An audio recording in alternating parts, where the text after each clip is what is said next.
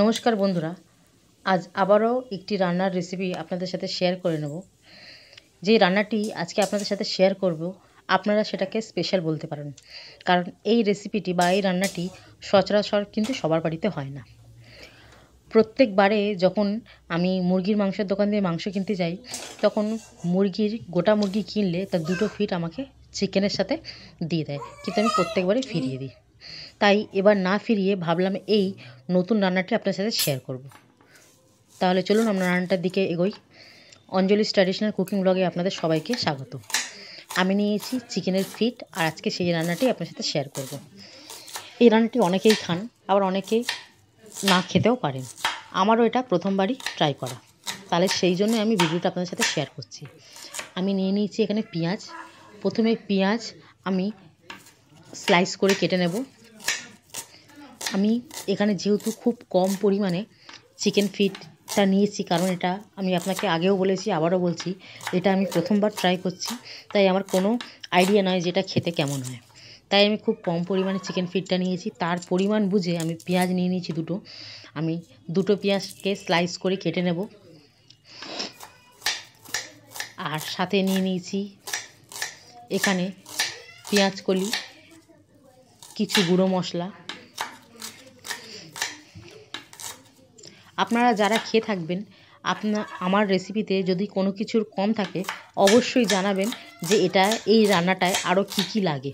আমি যেহেতু এটা প্রথমবার করছি, তাই যা যা আমার মনে হয়েছে যে না এই জিনিসগুলো দিলে এই রান্নাটা ভালো হবে, সেইগুলো আমি দিলাম।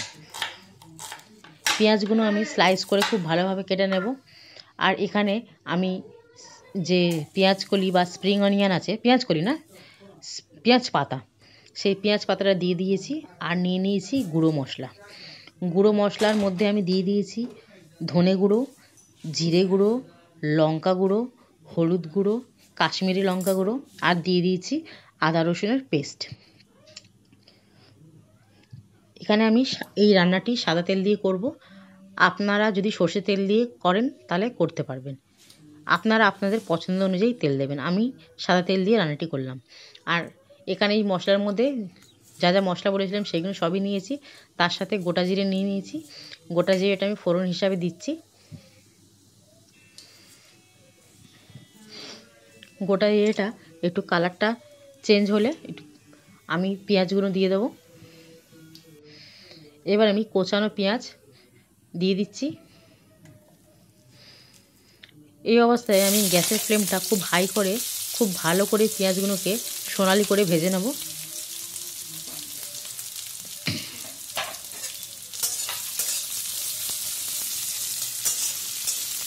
খুব ভালো করে আমি খুন্তি দিয়ে নেড়ে পেঁয়াজগুলো খুব ভালোভাবে সোনালি যখন হয়ে যাবে ততক্ষণ পর্যন্ত ভেজে নেব।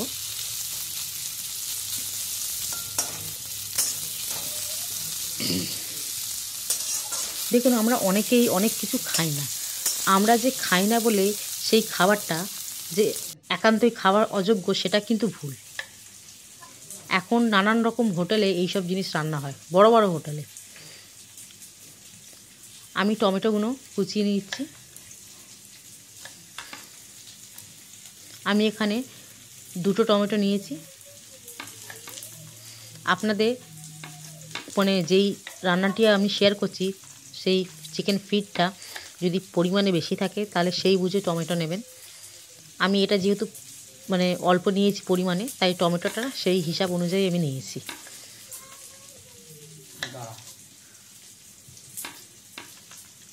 টমেটোটা কাটা হয়ে গেছে। এরই মধ্যে পেঁয়াজটাও হালকা গোলাপি হয়ে গেছে। আপনারা দেখতে পাচ্ছেন। পেঁয়াজটাকে খুব ভালোভাবে আমি ভেজে নেব।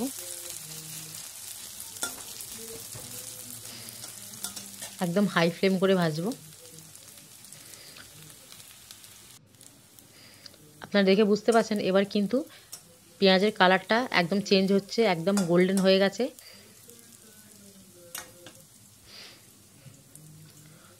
একদম এই অবস্থায় নাড়তে থাকতে হবে, নাহলে কিন্তু পুড়ে যাবে। এই দেখুন, আমি চিকেনের ফিটগুলো নিয়ে নিয়েছি। খুব ভালো করে পরিষ্কার করে নিয়েছি। যেই দোকান দিয়ে কিনি গোটা মুরগিটা, সেই দোকানে গরম জল দিয়ে পরিষ্কার করে সেই দাদাকে বলেছি, সেই দাদাই দিয়েছেন। আপনারা যারা দোকানে করে দেবেন, আপনারা যারা করবেন বাড়িতে, অবশ্যই বাড়িতে গরম জল, হালকা গরম জল করে এটাকে পরিষ্কার করে নেবেন। এবার খুব ভালো করে আমি এটাকে একদম হাই ফ্লেম করে খুব ভালোভাবে নাড়বো। আর সাথে সাথে দিয়ে দেবো নুন, আন্দাজ পরিমাণ মতো নুন দিয়ে দেবো। দিয়ে খুব ভালো করে খুন্তির সাহায্যে নাড়বো।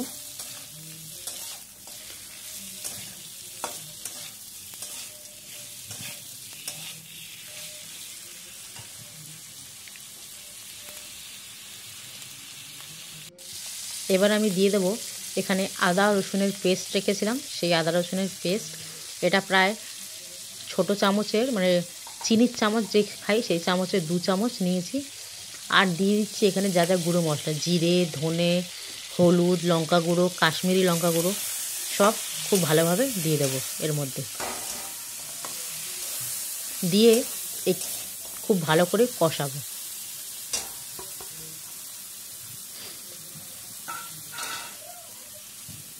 একটু জল দিয়ে খুব ভালোভাবে কষাবো, যাতে প্রত্যেকটা শুকনো মশলা ভালো করে একে অপরের সাথে, মানে মিক্সারটা খুব ভালো করে মিক্স হয়ে যায় জলের সাহায্যে।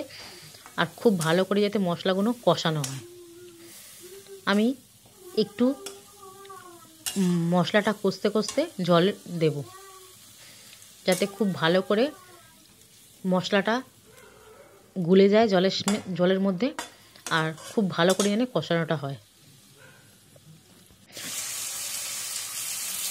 আপনারা বুঝতে পারছেন পিঠটার কালারটা চেঞ্জ হয়ে গেছে আর কষানোও হয়েছে। আমি আরও খানিকক্ষণ কষবো, যতক্ষণ না কাঁচা মশলার গন্ধটা যাচ্ছে।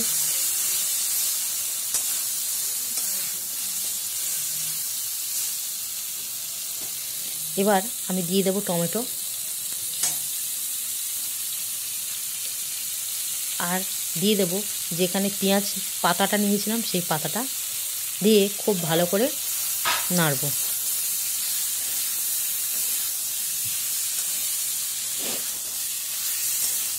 এমনি টমেটো দিলে দেখবেন একটু জল ছাড়ে, আর জল দেওয়ার প্রয়োজন হবে না।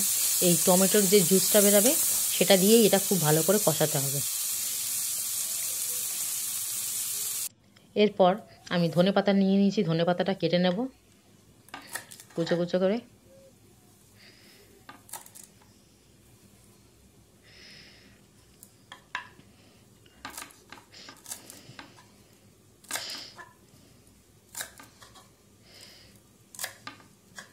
খুব ভালো করে কষানো হয়ে গেলে আমি ঢাকা দিয়ে কিছুক্ষণ ভালো করে সেদ্ধ করে নেব।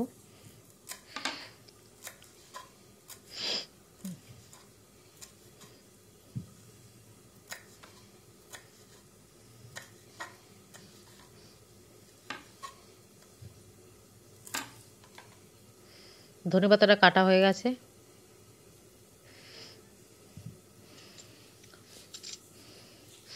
এবার আমি আবারও চিকেনটা খুব ভালোভাবে নাড়িয়ে নেব। পুরোটা টমেটো গলে গিয়ে একদম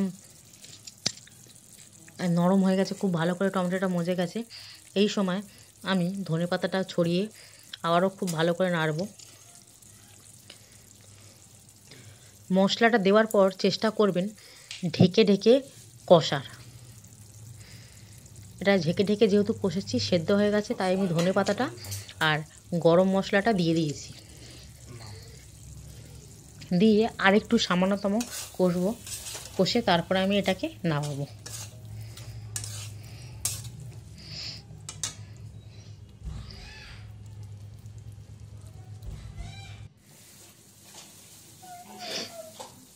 আপনারা দেখে বুঝতে পারছেন গ্রেভিটাও ঠিক, মানে খুব সুন্দর একটা থিকনেস চলে এসছে।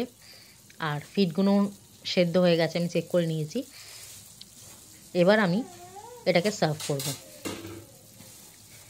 যেহেতু এই রান্নাটা আমি প্রথমবার করেছি, যদি কোনো রকম ভুল ত্রুটি দেখে থাকেন অবশ্যই আমাকে কমেন্ট করে জানাবেন। আর আপনারা এই রান্নাটিকে আপনাদের বাড়িতে কিভাবে খেয়েছেন বা কিভাবে করেন সেটা জানাতে ভুলবেন না। আমার যে বন্ধুরা আমার সাথে বন্ধুত্ব করে নিয়েছেন তাদেরকে বলবো অসংখ্য অসংখ্য ধন্যবাদ। আর যে বন্ধুরা এখনও বন্ধুত্ব করেনি তাদের বলবো প্লিজ সাবস্ক্রাইব করুন আর আমার সাথে থাকুন। আর আমাকে আপনার বন্ধুর লিস্টের মধ্যে আমাকেও রাখুন।